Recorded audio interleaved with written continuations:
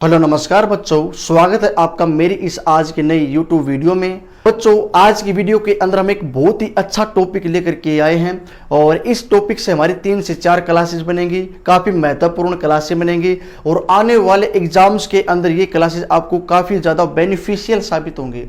तो मैं यही उम्मीद करूंगा कि आप इन सभी वीडियो को देखने का काम करेंगे और अगर आपको ये वीडियो अच्छे लगें तो इस चैनल को सब्सक्राइब और शेयर जरूर करें। तो आज हम कौन सा टॉपिक करेंगे? तो आज के हमारे टॉपिक का नाम है समाज सुधार। तो दोस्तों, हमारे भारत के अंदर अंग्रेजों के शासन से पहले बात करें तो बहुत सी समाज में कुरीतियां होती थी। कौन कौन सी कुरीति होती थी तो इसके ऊपर हम बात करते हैं। जैसे हम बात करें शिशुवध, तो शिशुवध यानी जब बच्चे का जन्म होता था तो उस समय पे जब कोई लड़की पैदा हो जाती थी या कोई अपंग बच्चा मेंटली रूप से कोई अपंग बच्चा पैदा हो जाता था तो उसको क्या करते थे, बचपन में ही मार देते थे।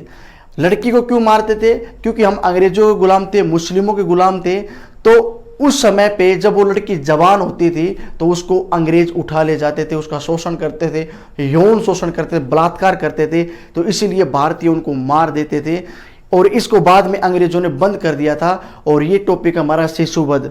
दूसरा हमारा टॉपिक है सती प्रथा।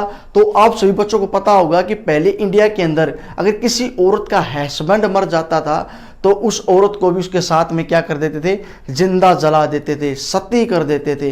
तो ये समाज के अंदर एक बहुत बड़ी बुराई थी, लेकिन उस समय पे समाज इसके बिल्कुल विपरीत था। जब अंग्रेजों ने सती प्रथा को बंद किया तो पूरा देश इसके खिलाफ खड़ा हो गया था। लेकिन 1829 के अंदर सती प्रथा को बंद करने का काम किया गया और अब विधवा को कोई भी सती नहीं कर सकता था। लेकिन क्या हुआ, जब विधवा को सती नहीं करते थे तो अब उन विधवाओं को एक कमरे के अंदर बंद रखा जाता था, उनकी दोबारा शादी नहीं करते थे और उनको कहीं भी किसी फंक्शन में शामिल होने का अधिकार नहीं होता था। तो इसीलिए उन्होंने अंग्रेजों से गुहार लगाई और उन्होंने पेंशन की बात की कि हमको पेंशन दी जाए, विधवा पुनर्विवाह। तो एक समाज सुधार क्या था हमारा, विधवा पुनर्विवाह। सती प्रथा के बाद में अंग्रेजों ने ये शुरू किया था। और अगला टॉपिक हम कौन सा पढ़ेंगे तो ये हमारा है शारदा एक्ट। तो शारदा एक्ट हम एक नया टॉपिक पढ़ेंगे और इसके अंदर क्या था भाई, तो इसके अंदर एक एज डिसाइड की गई थी कि किस उम्र की लड़की की और किस उम्र के लड़के की शादी नहीं की जा सकती। ठीक है, ये है शारदा एक्ट, इसके ऊपर भी हम बात करेंगे। अगला टॉपिक हमारा बहुत ही महत्वपूर्ण रहेगा, बहुत ही अच्छा समाज सुधारक राजा राम मोहन राय जिसने ब्रह्म समाज की स्थापना करी थी। हम इस टॉपिक की बात करेंगे, काफी अच्छे से गहन चिंतन के साथ में इस टॉपिक को पढ़ेंगे। एक हमारा टॉपिक है आर्य समाज, दयानंद सरस्वती जी, ठीक है, जिसने भारत में प्रथम गौशाला बनाई थी। तो दयानंद सरस्वती जी ने आर्य समाज की स्थापना की और हम इस टॉपिक को भी काफ़ी अच्छे से पढ़ेंगे। यह भी एक प्रमुख समाज सुधार होता था। इसके बाद में हम रामकृष्ण मिशन, जो स्वामी विवेकानंद के गुरु होते थे और जिनकी याद में रामकृष्ण मिशन की स्थापना की गई थी, तो इसके बारे में भी हम पढ़ेंगे। ठीक है, और अगला टॉपिक हमारा प्रमुख सुधार समाज सुधार में कौन सा रहेगा तो वो रहेगा थियोसॉफिकल सोसाइटी। और ये भी भारत में सामाजिक कुरीतियों को मिटाने के लिए, शिक्षा को बढ़ावा देने के लिए एनी बेसेंट भारत में आई थी और ये भी हम पढ़ेंगे। और लास्ट हमारा टॉपिक सामाजिक सुधार में कौन सा रहेगा तो इस टॉपिक का नाम है नेटिव मैरिज एक्ट, यानी कि इंटरकास्ट मैरिज, यानी कि दूसरी जाति का लड़का किसी दूसरी जाति की लड़की से शादी कर सकता है और वर्तमान में भी सरकार इसको बहुत ज़्यादा प्रोत्साहन दे रही है। तो बच्चों, ये हमारे प्रमुख समाज सुधार के टॉपिक हैं और मैं उम्मीद करता हूं कि आप पहली क्लास से लेकर के लास्ट क्लास तक जुड़े रहेंगे और अपने एग्जाम की तैयारी को अच्छे से करेंगे। ठीक है, और अगर आपको ये क्लासेस अच्छी लगे तो इन वीडियोज़ को शेयर करने का काम ज़रूर करें और चैनल को सब्सक्राइब करने का काम ज़रूर करें। अभी आप इन टॉपिक को उतारिए और उसके बाद भी हम अपना नेक्स्ट टॉपिक शुरू करते हैं। ठीक है, तो ये बात थी हमारी शिशुवध की और इसके अंदर हमने क्या क्या देखा कि भाई शिशुवध पर पहला प्रयास किसने किया प्रतिबंध लगाने का, तो वो था सर जॉन शोर और इसने 1785 में प्रयास किया था। फिर बात की कि पूर्ण रूप से इसके अंदर कामयाबी हासिल किसने की, तो 1804 के अंदर इसके अंदर कामयाबी हासिल की थी लॉर्ड वेलेस्ली ने। और वेलेस्ली स्वयं को बंगाल का शेर कहता था। क्या कहता था? बंगाल का शेर कहता था। और इसी बंदे ने 1798 में सहायक संधि को शुरू किया। और सहायक संधि को अपनाने वाली पहली रियासत कौन सी थी? तो उस रियासत का नाम क्या था भाई? हैदराबाद। और हैदराबाद की स्थापना मोहम्मद शाह रंगीला के समय में किसने की? चिनकिलिच खां ने की। ठीक है, चिनकिलिच खां ने किसकी स्थापना की? तो इसने हैदराबाद की स्थापना की थी। और बात की जाए कि भाई अपने आप को मैसूर का शेर कौन कहता था? तो वो टीपू सुल्तान कहता था। ये हैदर अली का लड़का था। और चतुर्थ औंगल मैसूर युद्ध जो हुआ था उसके अंदर टीपू सुल्तान की हार हो गई थी और इनकी राजधानी श्रीरंगपट्टनम होती थी। तो यहाँ तक आप उतारिए, इसके बाद में हम आगे बात करेंगे। तो बच्चों सबसे पहले हम बात करते हैं शिशुवध पर प्रतिबंध। तो शिशुवध पर प्रतिबंध अंग्रेजों ने किया था और इसके अंदर भारतीयों की बहुत ज्यादा मजबूरी होती थी। आज जैसा कारण नहीं था कि बच्चे को भ्रूण के अंदर ही मार दिया जाए, क्योंकि पहले अल्ट्रासाउंड जैसा सिस्टम नहीं होता था। जब बच्चा पैदा होता था तो पैदा होने के बाद में अगर लड़की पैदा हो जाती थी तो भारतीय लोग उसको मार देते थे। क्योंकि इसका कारण क्या था? तो हम विदेशों के गुलाम थे और विदेशी क्या करते थे, जब हमारी लड़कियां जवान होती थी तो उनको उठा ले जाते थे, उनके साथ में बलात्कार करते थे। और हमारा जो गरीब वर्ग था अपने इज्जत को बचाने के लिए बचपन में ही लड़कियों की हत्या कर देते थे। या फिर जो बच्चा मानसिक रूप से कमजोर दिखता था उसको भी वो लोग मार देते थे। ठीक है, तो शिशुवध पर प्रतिबंध लगाने का सबसे पहले प्रयास किसने किया? तो प्रयास सबसे पहले इसके अंदर 1785 के अंदर किया गया और ये प्रयास सर जॉन शोर ने किया। सर जॉन शोर ने किया, लेकिन ये पूरी तरह से कामयाब नहीं हो पाया था। और इसके बाद पूर्ण कामयाबी किसने हासिल की? तो 1804 के अंदर लॉर्ड वेलेस्ली ने इसके अंदर कामयाबी हासिल की थी। तो वेलेस्ली ने शिशुवध पर प्रतिबंध लगाने का काम किया था। तो भारत में शिशुवध पर प्रतिबंध किसने लगाया पूर्ण रूप से? तो ये लॉर्ड वेलेस्ली ने लगाया। लेकिन प्रयास किसने किया? तो प्रयास करने का काम किया था सर जॉन शोर ने।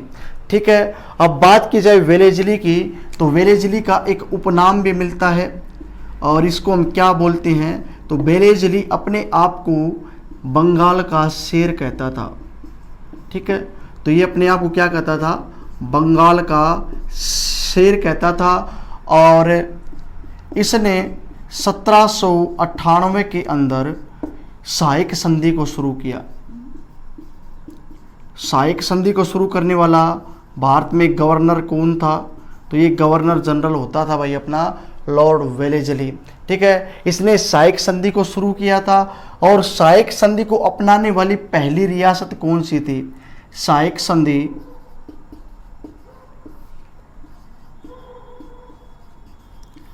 अपनाने वाली पहली रियासत, तो पहली रियासत इसके अंदर होती थी भाई क्या? हैदराबाद। तो हैदराबाद ने सबसे पहले सहायक संधि को अपनाया था।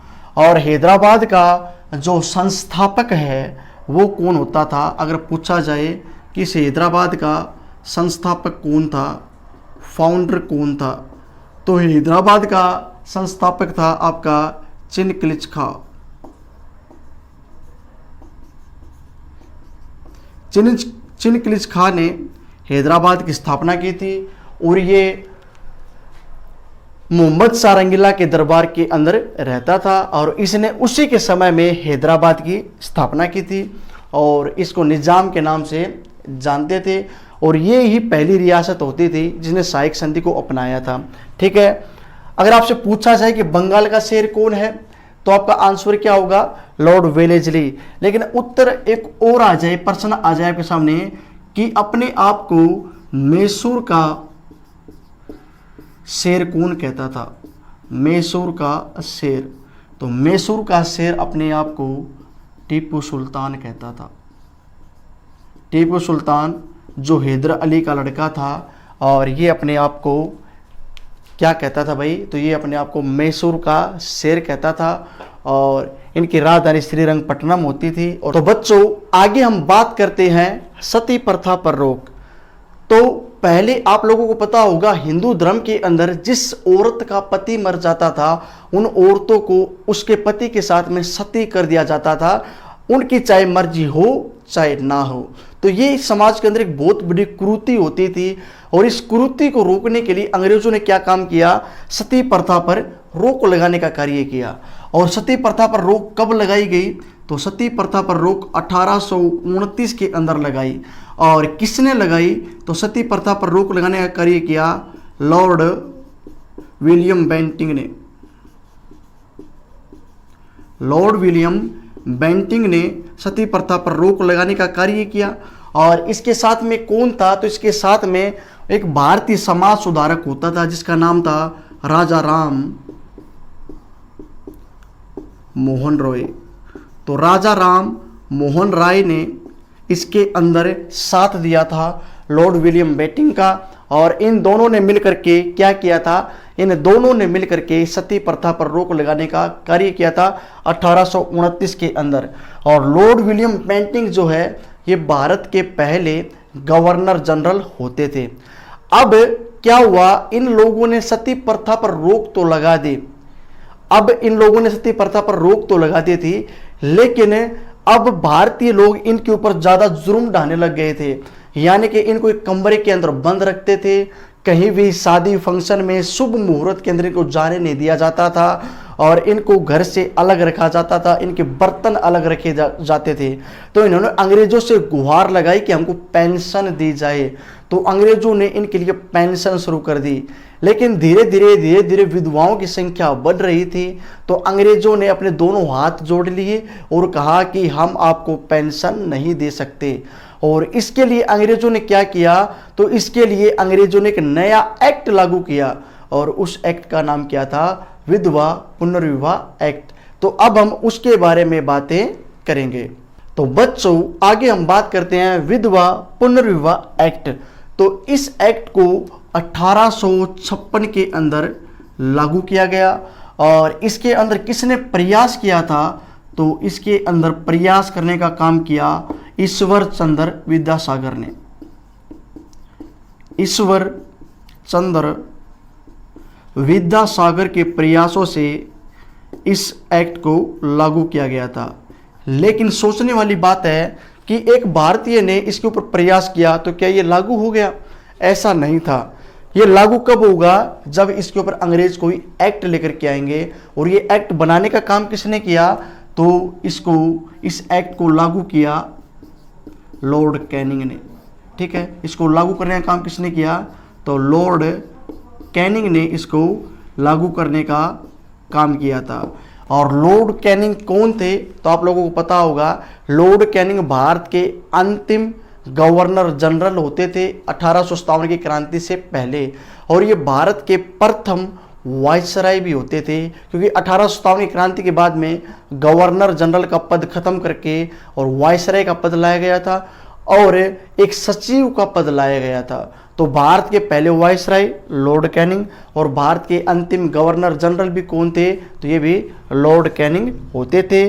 और इन्हीं के प्रयासों से इन्होंने क्या काम किया, तो ईश्वर चंद्र विद्यासागर ने और लॉर्ड कैनिंग ने विधवा पुनर्विवाह एक्ट लागू किया था।